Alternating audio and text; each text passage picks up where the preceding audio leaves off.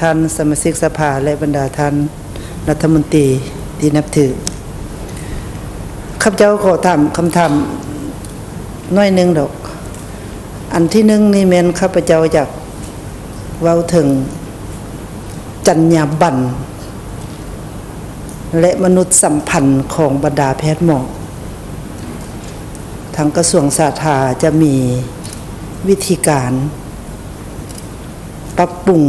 และแก้ไขแนวใดเพราะว่าคนเจ็บนี่นอกจากจะต้องการยุกยาต้องการแพทย์หมอที่เก่งแล้วปัญหาจิตใจเรื่องจรรยาบรรณเรื่องความเว้าดีๆของท่านหมอของในหมอนี่นะของแพทย์พยาบาลของทุกขั้นนั่นแหละตัวนี้นี่ข้าพเจ้าเห็นว่าก็ยังมีหลายบ่อนที่ประชาชนจมเว้าอยู่ในคำตอบที่ท่านรัฐมนตรีได้เว้ามากี้นี้ก็บ่ทันได้กล่าวถึงปัญหานี้เพราะว่ายังบ่ทันมีคำถามเทื่อเนาะอันที่สองมาก็ขอเสริมต่อคำเห็นของไอกิสินสายกิสินเนาะที่ว่าเรื่องการใส่เครื่องกินเครื่องดื่มที่บ่ได้มาทานที่เขาขายเนาะเช่นว่าการขายเครื่องดื่มที่นำเข้าจากต่างประเทศหรือว่าผลิตอยู่ภายในประเทศก็ตามที่ว่ามีบางอันนี่มันเขาเจ้าเขียนว่าบ่ให้อยู่ในอุณหภูมิเกินเท่านั้นเท่านี้เนาะแต่ว่ามาเบิ่งแล้วมันหานแล้วมันตากแดดเมืองเวียงจันทน์แดดเมืองลาวนี่มันลด40น้อยเดียวนึงอันนั้นมันระบบทึกแท้ๆฉะนั้นมันก็บ่เหมาะเนาะบัดนี้เรื่องเกินกำหนดเนาะเครื่องดื่มเครื่องกินเกินกำหนดอันนี้นี่ทางอย.ก็ขึ้นกับกระทรวงสาธารณสุขจะมีวิธีการแก้ไขในโดยตื้มเพื่อสุขภาพของประชาชนเฮาขอขอบใจหนึ่งเนาะเส้นทันคำแดงกรมดำเขต16เสียกองขอแสดงความขอบใจนำทานประธานขอเฮียนบรรณาธานสมาชิกสภาข้าพเจ้าคำแดงกรมดำสมาชิกสภาเขต16แขวงสีกองขอมีคำถาม1ปัญหา1จุดคำถามที่1ข้าพเจ้าอยากขอมีความสนใจเกี่ยวกับการเสียค่าและบ่เสียค่าจุดนี้อยากว่าถึงปัญหาว่าสำหรับประชาชนพลเมืองโยเขตห่างไกลศอกลีกลูกหลายคนบ่สามารถเข้าถึงในการปิ้นปัวหรือว่าขาดรายหับต่อปัญหาดังกล่าวนี้กลไกของกระทรวงสาธารณสุขแก้ไขแนวใดนับทางการทำเฮียนก็เช่นเดียวกันขอขอบใจเอาเวลามันก็จำกัดได้เนาะขออภัยนำท่านผู้แทนที่ยกมือขึ้นอย่างหลายถาดอยู่ขอเชิญท่านรัฐมนตรีว่าการตอบได้ว่าเวลาก็ยักให้ใส่ประมาณ20นาทีนี่เนาะขอเชิญท่านขอเฮียนท่านประธานที่นับถืออย่างสูงขอเฮียนบรรดาท่านสมาชิกสภาแห่งชาติที่นับถืออย่างสูงเฮียนบรรดาท่านก่อนอื่นต้องขอขอบใจผู้บุญคุณในบรรดาคำถามที่ท่านผู้แทนได้เสนอถือว่าเป็นคำถามที่ดีแล้วก็จะเป็นประโยชน์นั่นแหละโดยเฉพาะสำหรับกระทรวงสาธารณสุขเองที่จะปรับปรุงตัวเองในต่อหน้าคำถามที่1คำถามนี้ก็มี5คำถามเนาะด้านโภชนาการอันนี้นี่อยู่ในบทของข้าพเจ้ากับพยายามได้เว้าว่า4ส่งเสริมโภชนาการแนวใดเนาะแล้วได้เว้าถึงมาตรการจนทอดการลงทุนอันนี้นี่แล้วพวกเรามีนโยบายและยุทธศาสตร์ละเอียดเป็นปื้ม2หัวคันสิเว้าออกมาหมดนี่ก็สิเสียเวลาฉะนั้นข้าพเจ้าคิดว่าจะได้ส่งให้ทางท่านนางรัศมีต่างหากเนาะอยู่ในท่านจะเว้าละเอียดว่าอยากได้คาดหมายนี่จะเห็นอย่างใดเนาะอันนั้นอันอันที่2เกี่ยวกับคำถามว่าพยาธิกระทันหันนี่เนาะกันนี้ก็เป็นโอกาสดีที่ข้าพเจ้าก็อยากเว้าให้ฟังว่าพยาธิของเฮานี่แบ่งออกเป็น2ประเภทใหญ่พยาธิติดต่อและพยาธิบ่ติดต่อพยาธิ แต่ก่อนนี่เราเว้ากันแต่ว่าโอ้ประเทศด้อยพัฒนานี่เอาใจใส่พยาธิติดต่อเด้อนี่ไข้มาลาเรียนี่นะถอกท้องนี่นะแดงพยาธิแดงนี่นะติดต่อนี่นะเอาใจใส่เด้อสุ่มทุนถอนใส่แล้วต่างประเทศก็มาช่วยหลายแล้วคิดว่าพยาธิบ่ติดต่อพยาธิบ่ติดต่อมีอย่างใดพยาธิบ่ติดต่อนี่เนอะมาเห็งหัวใจเส้นเลือดนี่นะพยาธิปอดสำเหือพยาธิอันเอิ้นว่าประดงนะข้อกระดูกกับเส้นเอ็นแถวนี้นี่นะแล้วเบาหวานสินะพวกนี้มันบ่ติดต่อพยาธิบ่ติดต่อนี่แต่ก่อนเพิ่นว่าเป็นพยาธิของประเทศเจริญแต่หม้อในองค์การอนามัยโลกว่าประเทศบ่เจริญนั่นแหละมันหลายเดี๋ยวนี้นะเป็นอย่างประเทศเจริญแต่ก่อนมันมีหลายแล้วเขาโฆษณาเนาะตัวอย่างว่าบ่อยากเป็นพยาธิบ่ติดต่อนี่นึ่งเลยเจ้าอย่าสูบยาใช่นะพยาธิหัวใจบ่พยาธิมะเร็งบ่สูบยานี่ลดไปได้หลายซึ่งเขาโฆษณาเนาะเขามีความรู้แล้วเขาลดลง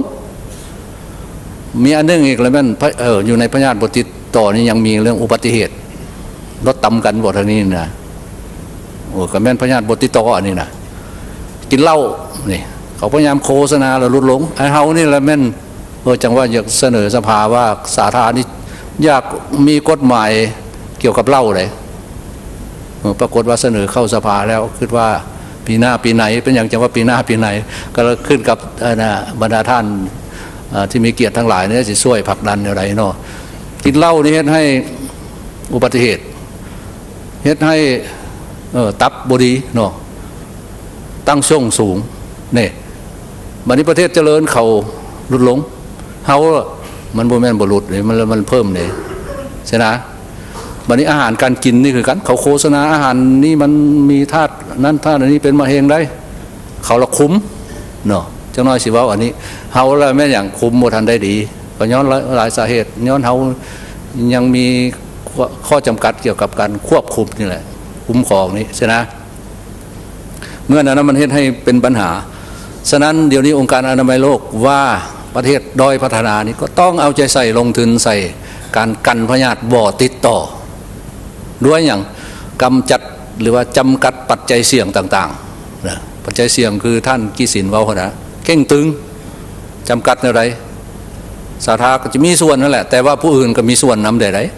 ใช่นะอุบัติเหตุนี่เยอะขั้นต่ำกันมาแล้วว่าสาธารณะว่าอะไรนี่อุบัติเหตุอะไรเส้นเราบอถามจังน้อยว่าอันก่อนนั้นกินเหล้าเมาเนี่ยแล้วก็อุบัติเหตุนี่มันมี2 อันเขาสำรวจแล้วนี่1นั้นมันเหล้าเป็นต้นตอเนี่ยอันที่2รถจักร2อันนี้ผสมกันนะแล้วโบใส่หมวกกันน็อกอีกโอ้เป็นปัญหาใหญ่ใช่นะฉะนั้นเห็นดีแล้วคันว่ามีโอกาสยังจะอธิบายตื่มอยู่ว่าอันพยาธิบกกระทันหันนี่เขาต้องได้เอาใจใส่กันโดยการเนี่ยได้โฆษณาสุขศึกษาอีกแล้วเนอะหมายว่าบ่ให้สูบยานี่ลดพรกินเหล้านี่บ่ให้เข่งตึงในเวียกในงานแล้วบ่ให้กินมันหลายบ่ให้กินหวานหลายทุกอันนี้เลยแม่นโมเมนแพทย์ไปเฮ็ดต่างไหนไปให้แพทย์ผู้ใดเฮ็ดผู้นั้นใดไหนเสนามันต้องให้ทุกคนเป็นเจ้าสุขภาพด้วยตัวเองคันถามข้าพเจ้าว่าจะแก้อะไรทุกคนต้องแก้นำกันนี่คันว่าในนี้มันถูกบ่ถูกไหนโมเมนว่าอันเว้าทฤษฎีไหนเนาะแต่อย่างไปกินเหล้าในแพทย์บางเทื่อก็ไปน้ำบางเทื่อก็บ่ได้ไปน้ำและอื่นๆเนาะเสนาอันนี้ว่าพยาธิกระทันหันเห็นดีแล้วสำคัญได้ประเทศด้อยพัฒนานี้แห้งต้องเอาใจใส่เขาไล่เปอร์เซ็นต์แล้วนะในประเทศด้อยพัฒนานี้เพิ่มขึ้นนะเนาะแล้วกระทรวงสาธารณสุขนี่เดี๋ยวนี้พวมเอาใจใส่ปัญหานี้ตื่มอีกเนาะอันนี้ก็แม่นเขาซุกเฮาตื่มเลยองค์การอนามัยโลกกับซุกเฮาพวมเม็ดนโยบายเกี่ยวกับพยาธิบ่ติดต่ออันนี้ก็เว้าในนั้นเนาะนี่เพิ่นว่าพยาธิเศรษฐีหมายว่าเป็นมะเร็งนะเป็นเบานะมะเร็งก็อยู่ในพยาธิบ่ติดต่อคือกันมันก็อยู่ในมกหรือว่าในถุงเดียวกันท่านต้องได้มีนโยบายแล้วต้องเฮ็ดในไรเพื่อให้มันลดพรอะไรพยาธิบ่ติดต่อนี่เนาะบัดนี้บัตรประกันสังคมความจริงประกันสังคมนี่มันอยู่นำกระทรวงแรงงาน เนาะแต่ว่าข้าพเจ้าก็พอฮู้ได้นึงอยู่บ่อนว่าอย่างก็ไปเป็นประธานสภาการแพทย์ขององค์การอปสอะไรเงี้ยนึงเดี๋ยวนี้ก็เป็นรองประธานของนะสภาบริหารอปลเนาะเรื่องบัตรประกันสุขภาพนี่อันนี้นี่ก็ต้องมีความหู้ตื่มน้อยนึงอันนี้นี่มันอปสอปลต้องได้ไปอธิบายอะไรเนาะเพิ่นก็ผ่านมาเพิ่นก็อธิบายอยู่ว่าไม่ได้อะไรประกันสุขภาพบัตรประกันสุขภาพใส่ใดแนวใดเหรอนะในข้าพเจ้าก็ขอสงวนไว้ว่าคันว่ามันเว้ามันจะยาวว่าประกันสุขภาพนี่มันควรเอาอย่างใดเนี่ยเป็นอย่างจังไดแต่ยาพื้นฐาน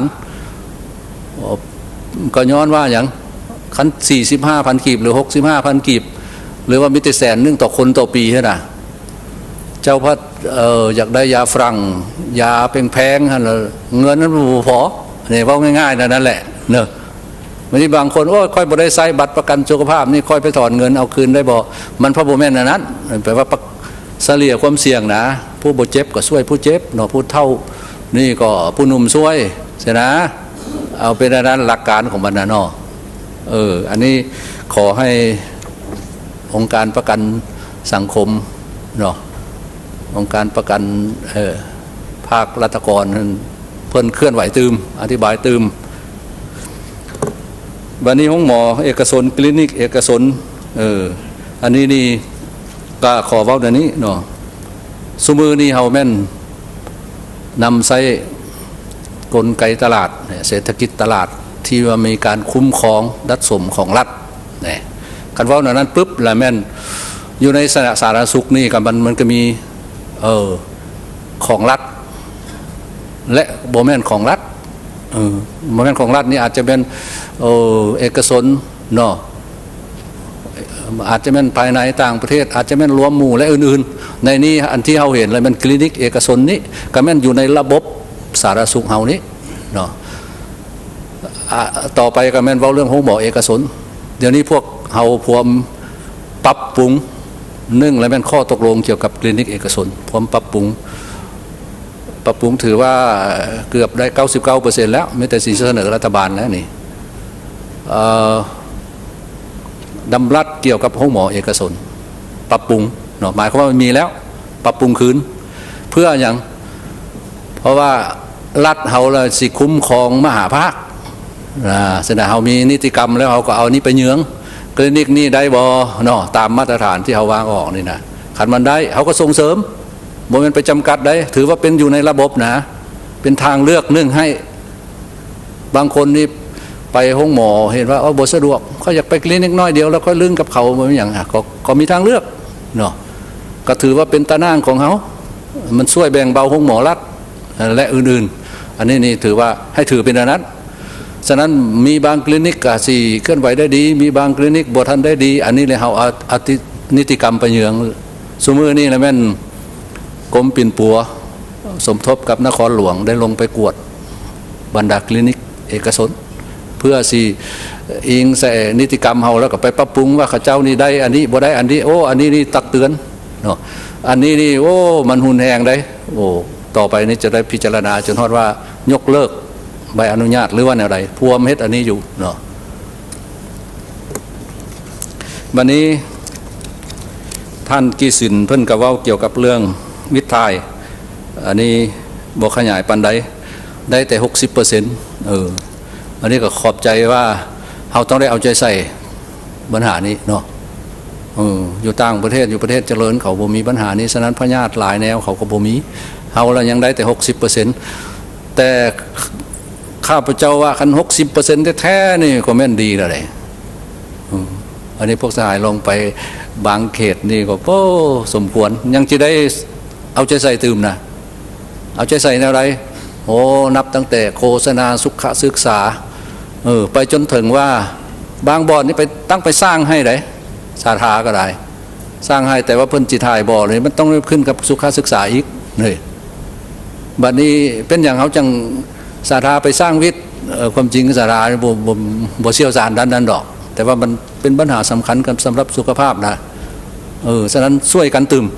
ข้าพเจ้ายกขึ้นว่าศึกษาก็ช่วยได้คือเมื่อกี้ว่าสร้างโรงเรียนปุ๊บนะสร้างห้องน้ำนี่ หรือว่าคะแนนอื่นคือกันนะเนาะสาธาก็จะบืนสุดขีดตืมเนาะช่วยกันบัดนี้มาเว้าเพื่อนเว้าสิ่งท้าทายหมายความเข่งตึงทราฟฟิกจัมอะไรอย่างต่างๆนี่แม่นเห็นดีแล้วข้าพเจ้าก็ได้เว้าผ่านมาได้แล้วว่าพญาติบ่ติดต่อนะจะตอบโต้แนวใด